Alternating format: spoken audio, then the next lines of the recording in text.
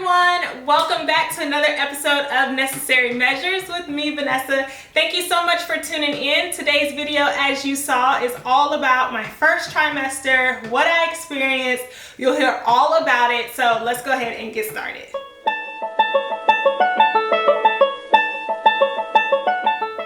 Okay, so in today's video, I will be sharing all about my experience with dealing with a high-risk pregnancy during the first trimester. So I just want to go ahead and get started. I don't want this to be a long video. So I have made it to 14 weeks. Thank God.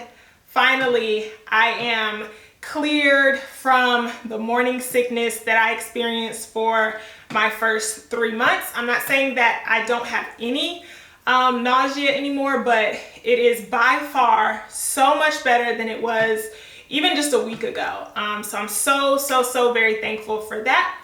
I do want to start off with a disclaimer. In no way is this video meant to be a complaining session. I just want to share what my experience has been like, just in case there are other mamas out there going through a high-risk first trimester pregnancy like I am. I just want to give some light on my experience, which has been a totally different experience than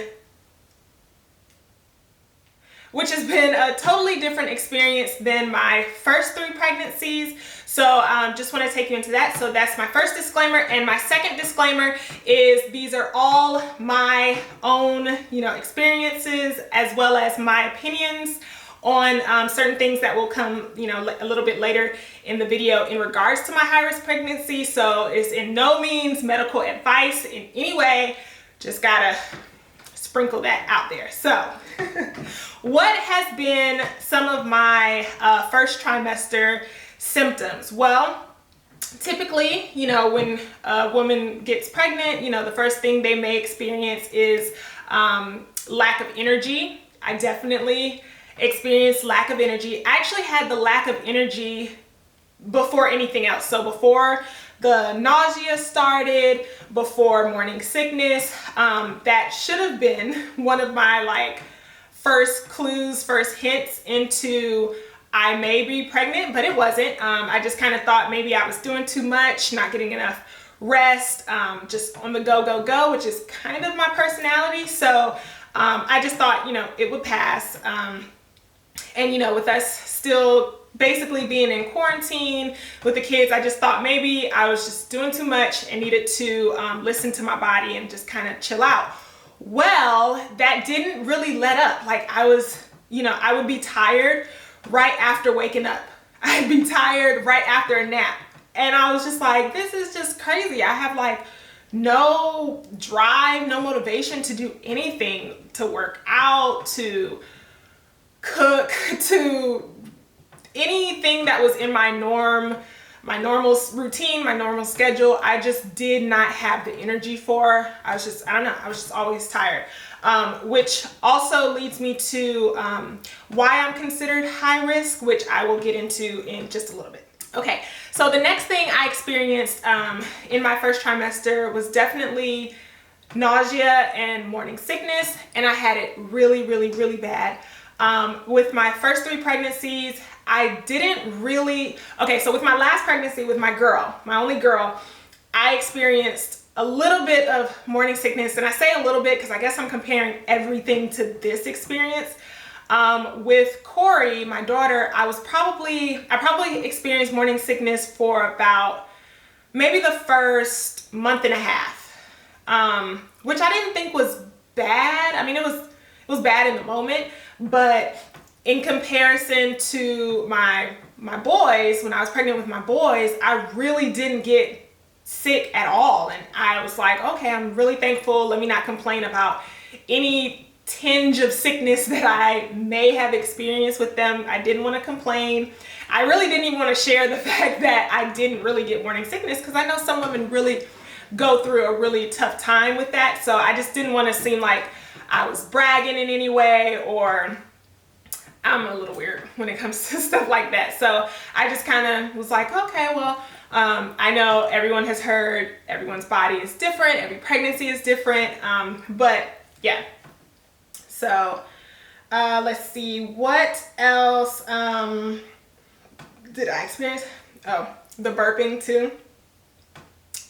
I just randomly burp and it's, I don't know, pretty crazy.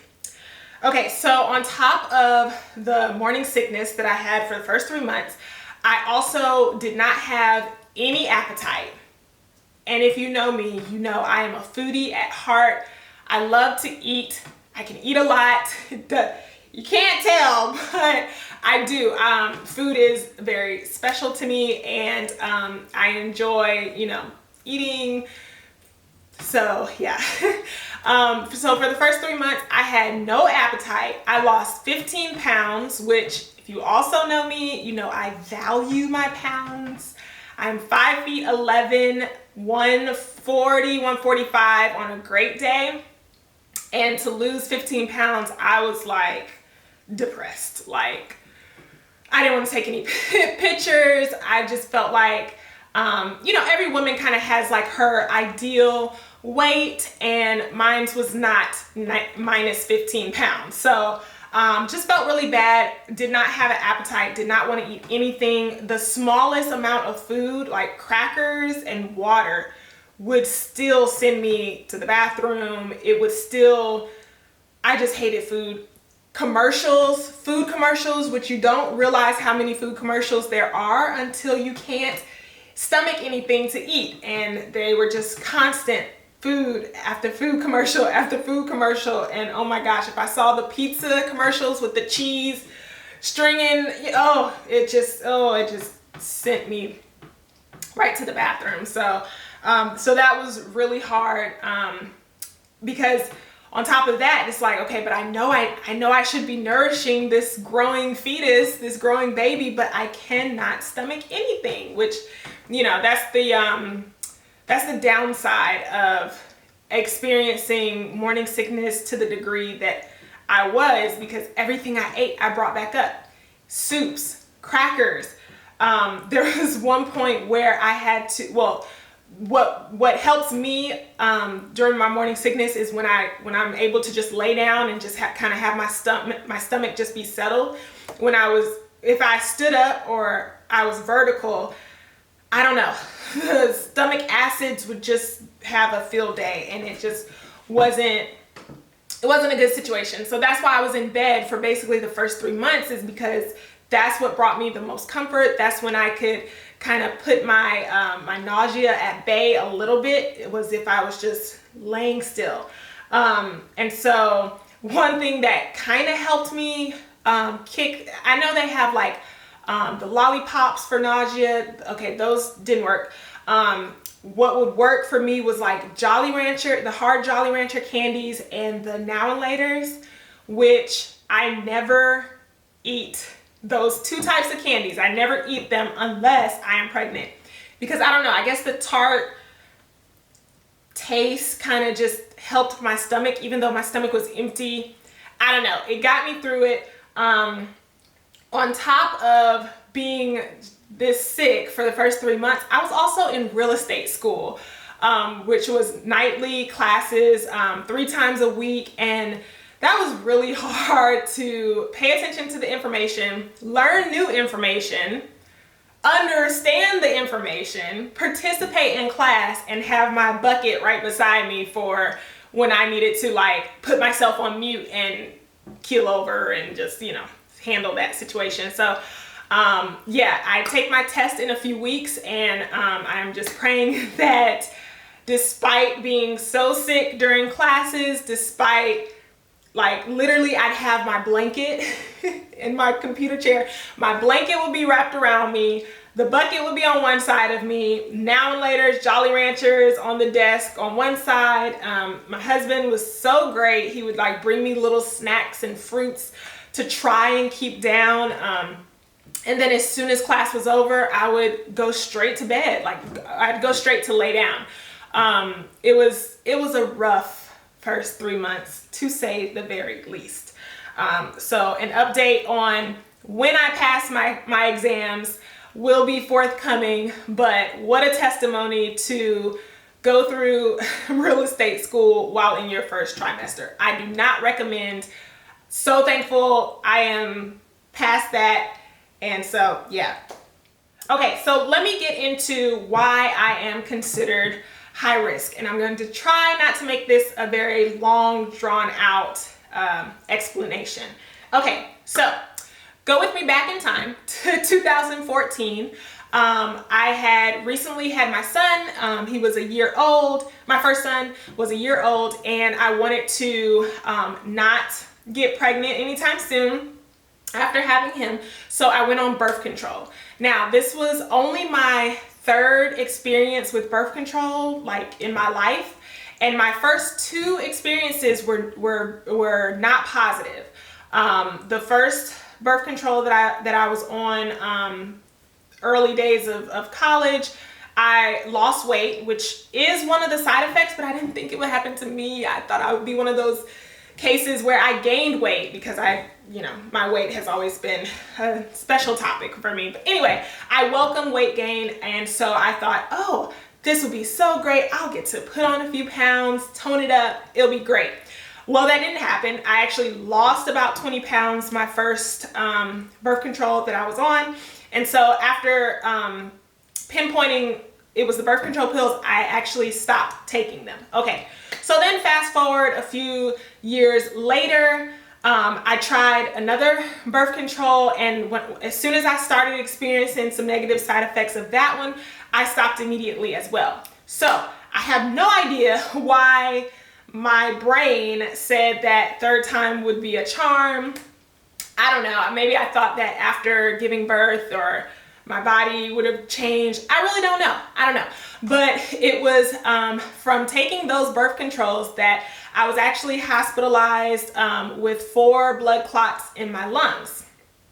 It was a really serious time for me. I was so nervous. I was living away from home, so I did not have family close by. The nearest family I had was my in-laws, and they were about 3 hours away from us when we lived outside of Chicago. So it was just me and Chase most of the time. Brandon worked at night.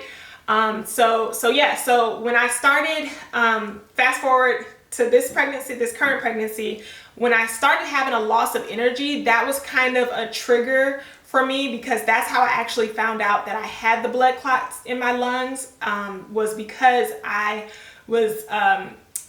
had just like a sudden loss of energy, shortness of breath from doing the most minor things, walking up the steps. I'd be out of breath as if I just ran the Peachtree Road Race or something like that. And that's what led me to go to the doctor, and that's what led them to find the blood clots in my lungs. Thank God they didn't travel, anywhere, and I had to get on blood thinners back in 2014. So, which I forgot to mention, I did stop taking the birth control after we figured out that that was the cause. And so for me, when I got on the blood thinners in 2014, I basically had to take them, I forgot the name of the prescription. I think it was a pill, but I was taking that until like there was this big thing, this big like recall with the medicine that I was taking, the blood thinners that I was taking. And so I was like, oh my gosh, they're like recalling it. This stuff is really not good for your body. So I began the process of trying to find a way to get off of blood thinners. And I especially didn't want to be on them for the rest of my life, which was what the doctors were saying. Again, remember the disclaimer that I started off with in the beginning of this video. I in no way mean for you to take anything that I'm saying as advice. I probably should have listened a little bit more to my doctors, but I can be pretty stubborn. So I stopped taking the blood thinners, which is definitely not advised, because I just didn't want something hanging over my, head for the rest of my life. And I knew I wanted to have additional kids and additional pregnancies, and they were kind of scaring me by saying, I'd always have to take blood thinners throughout any of my pregnancies. And I just am a very natural-minded person. I don't think that, the prescription industry is in it for the well-being of others. I kind of think it's a money grab. But anywho, so I stopped taking them. Okay, So with my second pregnancy, I did have to get on blood thinners, but I only took them for like the last 3 months of my pregnancy, which is not advised. They were definitely telling me from the very beginning to take the blood thinners, and I did not listen. So I was a non-compliant patient. Okay, so then with Corey, I had to get back on the blood thinners, and I was also not compliant with that pregnancy, and again, only took them at the later stage of my pregnancy, which is not advised. Okay, and so this pregnancy, we're in the middle of a pandemic. I am not moving around as much. First 3 months, I was very sick, basically involuntary bed rest for me. And so my anxiety just started getting the best of me. With blood clots, if you've ever had experienced a pulmonary embolism, blood clots, you know that it is something to not be taken lightly. It's very serious. And for me, not getting the amount of exercise that I typically get during my pregnancies, I was just really nervous that I was not circulating my blood enough.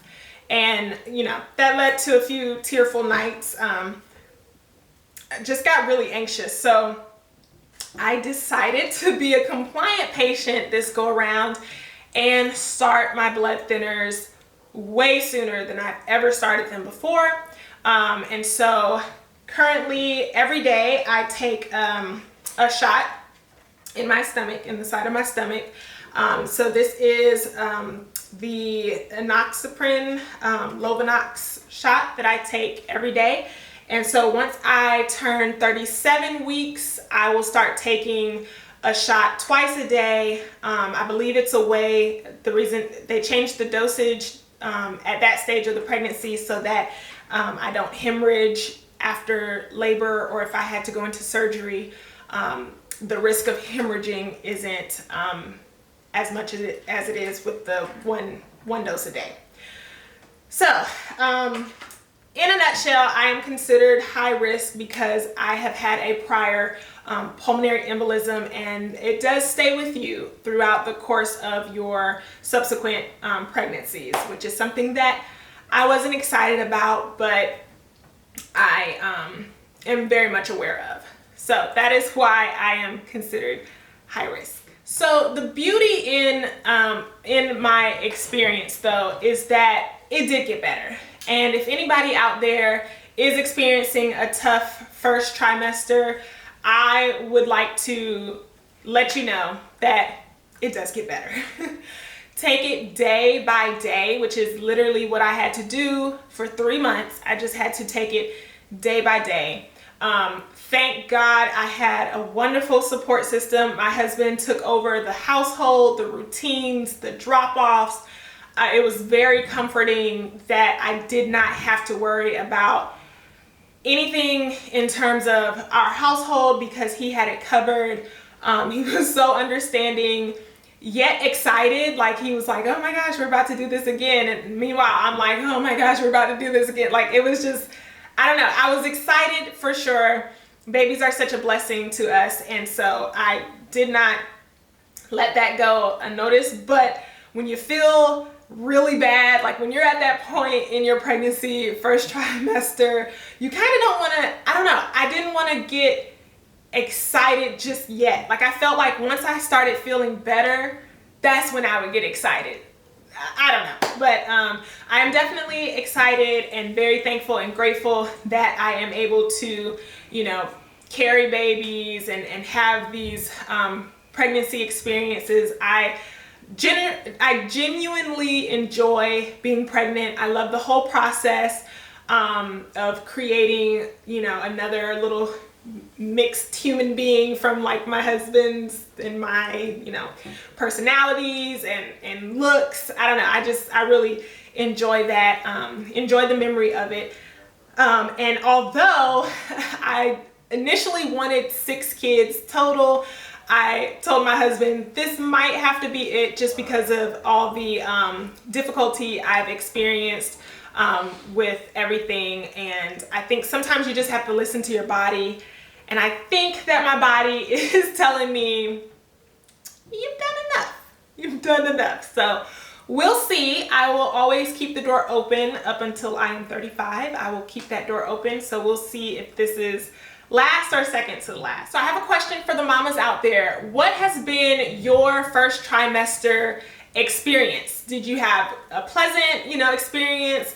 Was it different for you being pregnant with a girl versus a boy? I'd really love to know and read your comments. So drop them down below, and yeah, let's just share in our first trimester experiences. Also, I would really love to hear from anyone out there that is also taking or having to take the Lovenox shots. How is your experience going with that? Do you give yourself the shots? Is this too many questions? Maybe this is too many questions. Either way, I'd love to hear from other mamas out there going through a high-risk pregnancy as well. Let me know your experience. So this is gonna be something new. I plan on doing a pregnancy update playlist here on my channel. So tune in and stick around for additional pregnancy updates from my 4th pregnancy here. Oh, I forgot to share that I'm also showing a lot earlier than I've ever showed before.